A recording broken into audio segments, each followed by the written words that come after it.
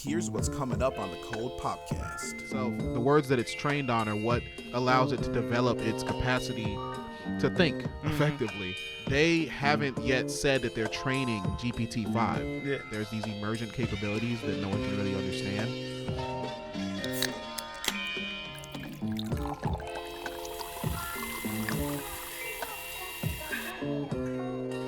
What's poppin', everybody? Welcome back to the Cold Podcast. I'm Zoe, And I'm Steve. and today we are going to be talking about it's another topic with GBT, not specifically ChatGPT, but the actual what would you call it, like the program or The like the model. blueprint, the model itself, GBT. Yeah, so like GPT-4 is what's currently available. It was released in March of 2023. So I'm sure you guys probably remember March was around that time when people started really getting excited about AI. Mm-hmm. Before that, it was present. You know, people were like, oh, AI is cool or whatever. But March was when it really started getting integrated throughout almost all of society. Yeah, I think that's when you start to see it like pop up in like your household apps. Like I think Snapchat's one of them. Yeah. I think that's when a lot of businesses could start using it to like write articles and stuff like that. Yeah, writing articles, creating content, writing scripts, producing descriptions for YouTube videos, just using AI for a much more diverse amount of things. Or And like when sorry to cut you off, but like even with the like they had that animation thing, like how it could basically be integrated into just about anything creatively, whether you're writing, whether it's sculpting, creating, or like even with art and stuff like that. But Right. essentially, to give people an idea, like if you're a gamer, think of a GBT as like a gaming engine, so like an Unreal Engine 5 or 4. So it's basically like the framework, or like the skeleton that everything kind of builds off of, and that's what most AI programs use. They use GBT and they kind of sculpt it, or basically build off that to make their own type of software. Right, it's like it's called a large language learning model. So it uses language as its core. The words that it's trained on are what allows it to develop its capacity to think effectively. It's kind of like, dystopian to think about it in that frame, but Yeah. that's what gives it the ability to actually think. So you can take that ability to think and then apply it to something like an image or a video or an animation. So Photoshop recently integrated a AI function where you can basically add in images based on what words you type in or what you prompt it to do. So the way that it does that is by using words and then associating it with an image. Yeah. So basically what we're talking about today is GPT-5. Now, GPT-5, OpenAI, which is the company that created ChatGPT and is developing the GPT model, they haven't yet said that they're training GPT-5. Yeah. Because they need to take precautions, which is kind of weird. They're not necessarily scared about making GPT-5, but they don't want to go into creating it without a full realm of knowledge, because if they make any mistakes with it, it could be exploited or used for things like cyber terrorism, lying. There's a lot of different ways that AI can actually be leveraged. So that's what we'll be getting into today. Yeah, and I think that's part of the reason, like that Steve said, that they haven't started with GPT-5 is because they start to notice certain patterns emerging with I believe it was like with GPT-4, they noticed like certain things start to happen because it doesn't take that long for these things to, I think, progress. Like it happens very rapidly. I believe in like 9 months. It can learn so much. Yeah, it learned basically the amount that a human would learn in about 2 years. Yeah. So they said it went from the intellect of a 7-year-old to a 9-year-old in a span of 9 months. Yeah, and then with, like I said, we have like a jump that big in terms of like the technology you're using that basically warrants like pretty much it being classified as its own program or something new. So I think that's the issue with why they haven't completely started with 5, because they already noticed with the advancements with 4, there's already some emerging things that a lot of people have started to call like troubling, or like a lot of the people working on it feel could be like a risk or an issue going forward. Yeah, and this report actually says that developers must be able to identify dangerous capabilities and the propensity of models to apply their capabilities for harm. So that's what they're doing right now. They're figuring out what GPT-4 is good for, what it's bad for, and how it can be abused, right? So an example, this one is actually crazy. This AI actually suggested that 40,000 new possible chemical weapons could be created in just 6 hours. Now, that's crazy. The author of this says, for me, the concern was just how easy it was to do. No, my thing is, what did it do? Did it just ask? Did it ask the AI like, hey, how many chemical weapons can you create in like this amount of time? Well, they were basically asking. It took less than so. Basically, they were asking the. Because I'm curious. Sorry, I'm just curious if it actually like drew out an entire plan of how it could actually do it. Because I feel like if that was the case, that's something like it is insane. I believe that the situation was that they wanted the AI to. They didn't ask the AI if it could create it. Mm-hmm. They more so created a scenario like, so given these circumstances, given the state of the world right now, how would you go about getting 40,000 chemical weapons? And it's basically like it would use it would have people build it. Like it would, the AI itself wouldn't do it. It would have people do it. It would using X and Y resources. Okay, but it would basically affirm that like it would know how to go about getting all that, like securing the resources to actually do that. Exactly. Yeah. I think we should actually check out this video, this clip from this video by this guy, the AI Grid. His videos are actually pretty awesome. The first time stamp, I think it's like 50 something seconds, 51 seconds or something like that. The AI Grid. You got like a synopsis of what it is, or yeah, like 59. So we should just listen to it. Let's just check it out. All right. Risks. It starts by saying current approaches to building a general purpose AI systems tend to produce systems with both beneficial and harmful capabilities. Further progress in AI development, such as maybe GPT-5 and potentially other versions of Bard, could lead to capabilities that pose extreme risks, such as offensive cyber capabilities or strong manipulation skills. And we explain why this model evaluation is critical for addressing extreme risks. And developers must be able to identify dangerous capabilities through dangerous capability evaluations and through the propensity of models to apply their capabilities for harm. So in short, if we keep upgrading these models in the next cycle, maybe in the next year, we could have a model that potentially has capabilities that could provide catastrophic impacts worldwide. And this isn't just a paper that's just hearsay. It goes into extensive research and shows us why we truly should be concerned. And this isn't fear-mongering, it's pretty much fact. So in the introduction, it covers one of the most important things that I think many people need to be aware of. And this is something that I do also believe is going to be at the forefront of most people's fears and at the forefront of safety researchers' concerns. So essentially, what it says here, it says, as AI progress has advanced, general purpose AI systems have intended to display new and hard to forecast capabilities, including harmful capabilities that their developers did not intend. It continues by saying that future systems may display even more dangerous emergent capabilities, such as the ability to conduct offensive cyber operations, manipulate people through conversation, or provide actionable instructions on conducting actions of terrorism. Now, all right, pause it there. Yeah. So basically what they're saying is that they're not able to predict exactly what will happen when they train these models up. It'll learn something that they didn't expect it to learn, and then it's all about reeling it in, detraining it, which is a lot harder, or getting it to not remember that it knows how to do that anymore. Yeah. So, yeah. And I think what's interesting is that, like, well, one of the things it brought up along with, basically the isolating the primary issue, they said it has the ability to manipulate people, possibly conduct acts of terrorism, and other offensive cyber terrorism, cyber operations. But one thing that that reminded me of, like, in the last video we had where you mentioned how they had pretty much a GPT AI. It was tasked with trying to get past a CAPTCHA. Yeah. And its resolution to that was actually going on in, I think, what was it, Fiverr or something? Yeah, TaskRabbit. Yeah, TaskRabbit. It actually hired a person, and a part of, like, the whole manipulation thing that it did, like an exploit that it figured out was it pretended to be like an old lady that, like, had, couldn't see or had blindness. Yeah. And, it used that to manipulate the person into, basically hiring a person, pretending it was, someone else, which I think is kind of outside the realm of what the people who had intended it to do. Like, they weren't, I don't know if they were 100% aware that it was capable of that, but it seems that these GPT AIs are getting to a point to where they're starting to recognize how to manipulate people through lies, and it could extend to even, like, hiding information from, like, the people who are actually, like, controlled or, like, put in charge of, like, watching how it learns. Yeah. So I think that's another thing that that we'll discuss later on, but it actually is, like, learning to withhold information from, like, like, from the certain researchers that have to monitor what it knows.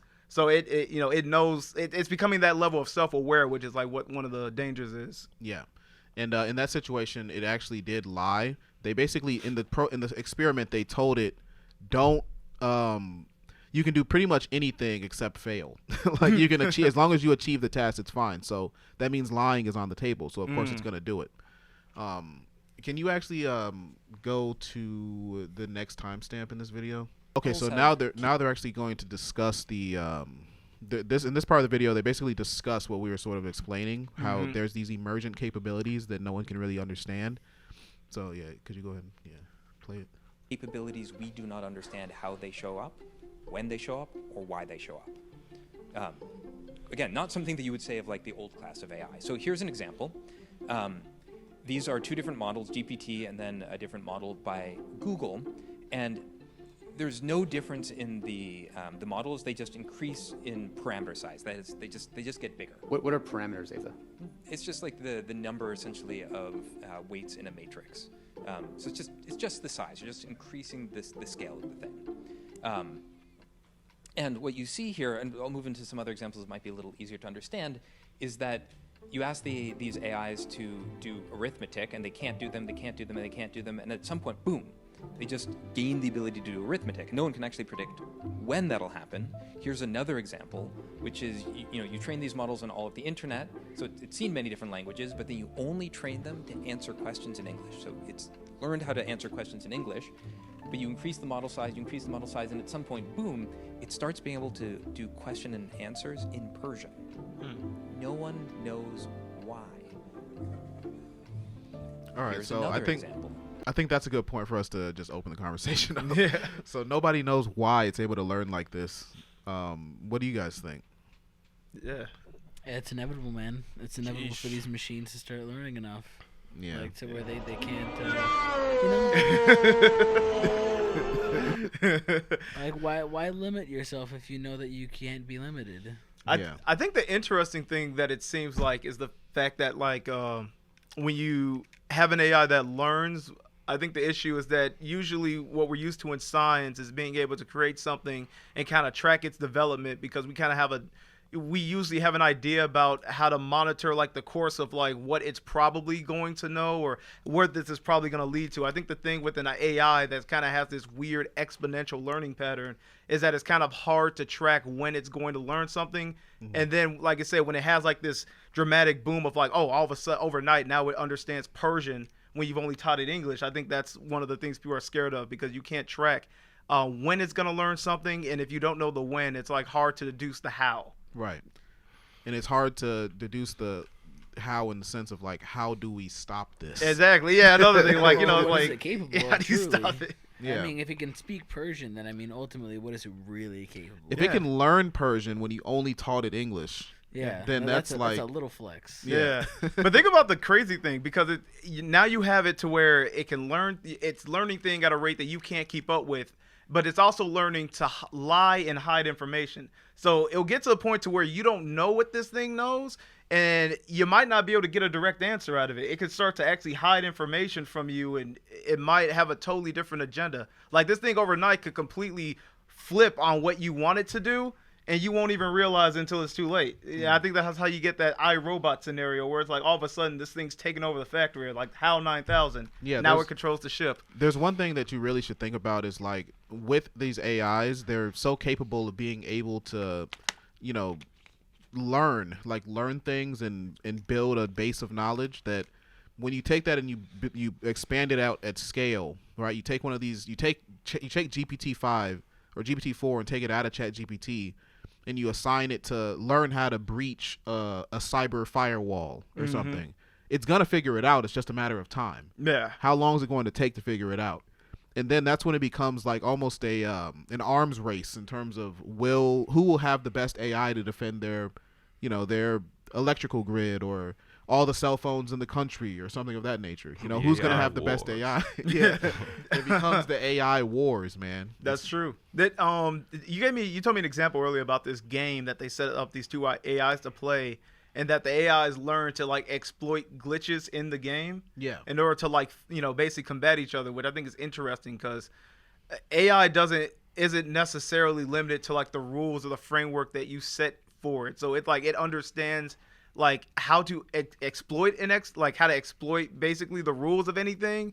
And the thing about a computer, once it learns how to do that, it doesn't unlearn it. So I think that's the dangerous part.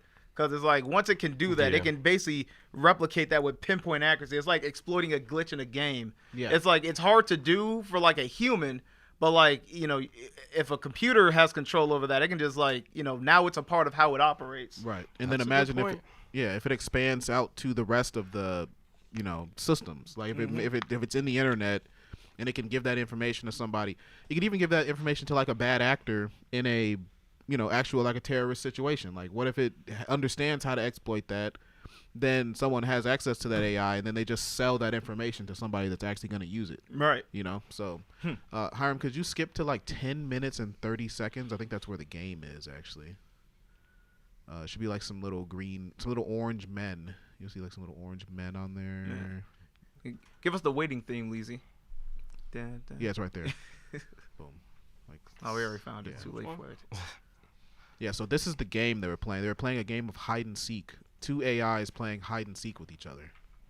That's where this starts to become more interesting and very scary at the same time. So what you can see happening over millions of games simulated, these different AIs will learn how to play the game. They learn different strategies and essentially they get more points and more rewards every single time they invent new strategies. So you can see right here that they've invented door blocking over millions of simulated games that they've played. They managed to find out that when they block the doors, the AI can't find them, and then of course they win that match. Now, the AI is simulating millions of games every single hour to increase its capabilities and realize what is possible. Eventually, over time, new capabilities start to develop. And what is crazy, that when OpenAI deployed this, they didn't realize that certain capabilities would eventually emerge. Now, this is because the AI learned to exploit vulnerabilities in the environment that they didn't even know existed in this game engine. And it was incredible because they were like, we didn't even know that was possible. And this AI managed to figure it out in, I think it was a couple of days after training. So here you can see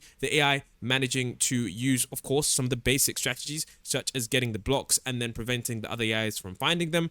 Then in different environments, the AI was able to invent some kind of structures where they were able to protect themselves from the red AI from finding them. And then the most interesting capabilities had when, of course, this AI managed to break the game. Now, this was one of the game-breaking capabilities, which was called box surfing. Now, this was essentially where the AI found a sort of glitch in which it could sort of glide on the box and then somehow manage to jump off the box into that specific area.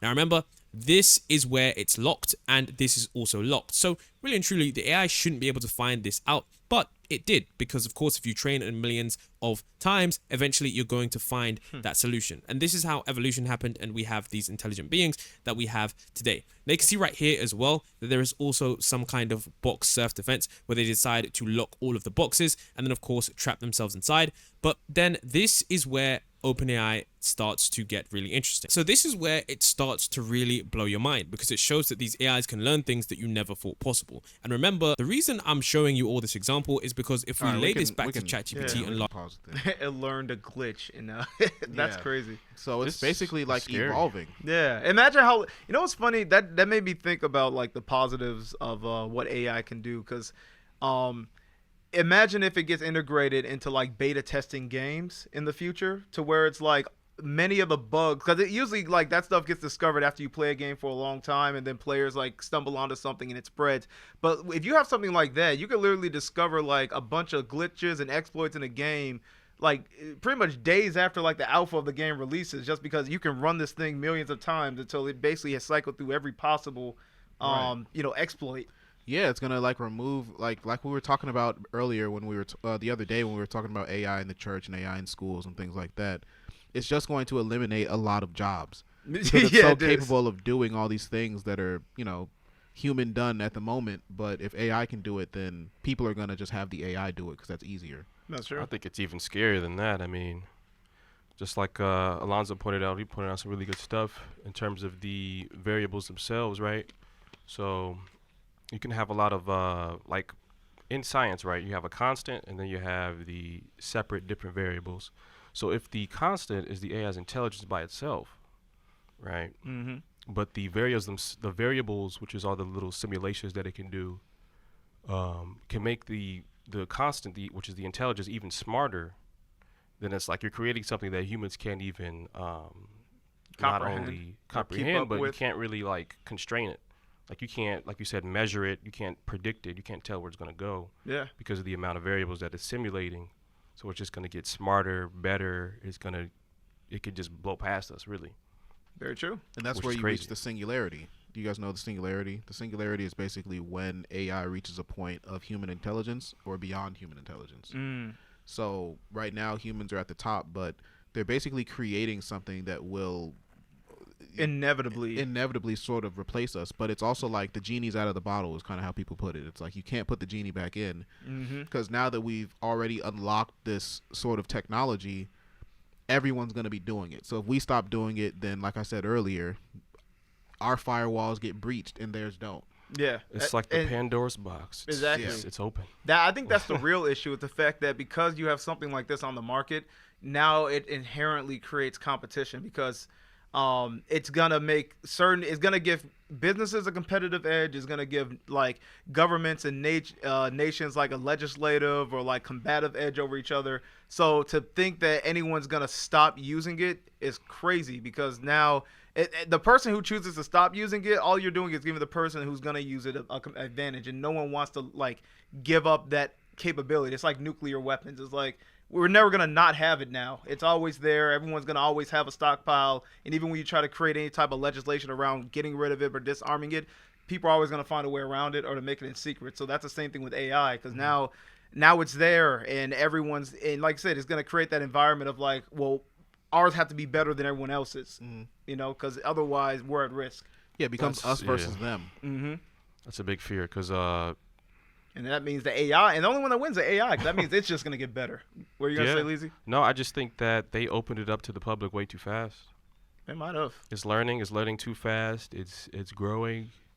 I mean, eventually, like you said, it's already been in the public's hands, so they could make it worse. Most likely, they'll make it worse or better. You think they'll make it worse? My vote goes for worse. I would say it's probably going to get. I think it's going to have a lot of benefit. I think it's like one of those things to where it's. How do I explain it? Basically, it's going to seem good it's like a glacier. It's going to seem like small on the surface, but then, as time goes on, it's going to start to reveal like a lot more deep-seated issues. So I think it's going to solve a lot of problems. You're going to probably have the animation industry become easier. I don't know if you saw those things they have with like art to where you can just draw like an outline and it can automatically fill in like just based off some prompts like, oh, this is a gorilla holding like a baby, and it will like auto-generate that, a bunch of images. So you're going to get that evolving over time. It's going to improve that. It's going to improve, weapon optics, a bunch of stuff. Yeah, and then once it's going to, like I said, it's going to make that stuff, but then after it's become very much implemented in society, I think that's when that's when like the exploits start to happen. Yeah, I think they're gonna have to forcibly like prevent people from using it. They're gonna have to like cut it off from people. They might. Cold turkey. You think there's gonna be like there's gonna be AI legislation in the future? Like not just for absolutely. There's absolutely. Like, Elon Musk already kind of is trying to stress some concerns with that, but I think they don't have a choice. They have to eventually jump in front of it and say we can't let people keep using this. That's true. It's too powerful. It's too good. It's almost like everyone has their own personal nuke.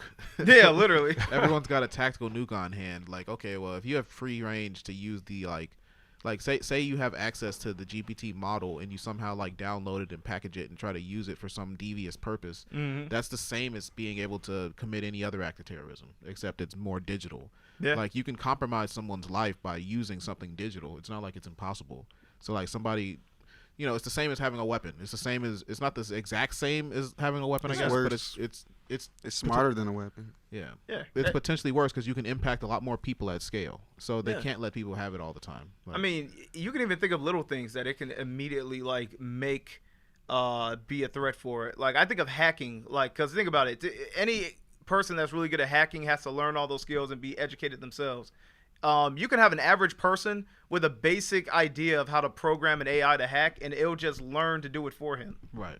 So it's like you don't even got to be good at certain things anymore, and the AI can do it. I think AI is going to make homework like impossible to be fair. Yeah. If everyone, like I don't think any type of like take home test or anything is ever going to be the same. Yeah, they're gonna have to monitor you strictly. But with that, I think it's gonna get to a point where people are like, either they're lazy in the sense that they don't really care whether they learn or not, or they just they cheat. They use the AI to cheat. But then there's gonna be like probably a resurgence of people that are like, well, I'm here. I actually do want to learn it because I don't want to be relying on this machine. Right. Like that seems like it just get too.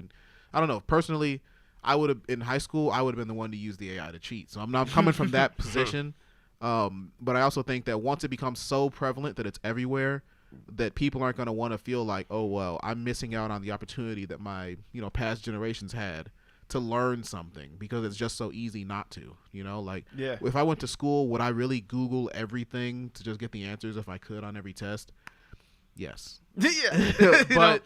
But if everyone else was doing that, then doing that wouldn't have as much value to me, I think. Yeah, that's fair. I mean, I think you would try, but I think it eliminates that.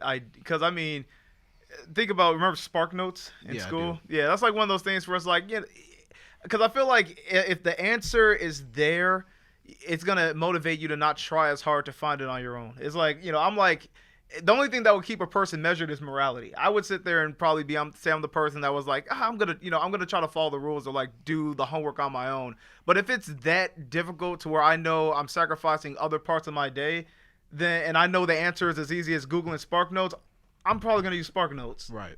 And I think that's what AI is going to become to a lot of people. It's going to be that instant answer. And it applies to business too. There was actually a conversation that I was listening to on his name's like Tom Bilyeu. He was basically talking to this AI researcher who was saying that the next $1 billion company will be run by 3 people and a bunch of AIs. So Dang. That's just something to think about. Like, if you have any ideas, figure out how to work AI into it because, that's the future, it looks like.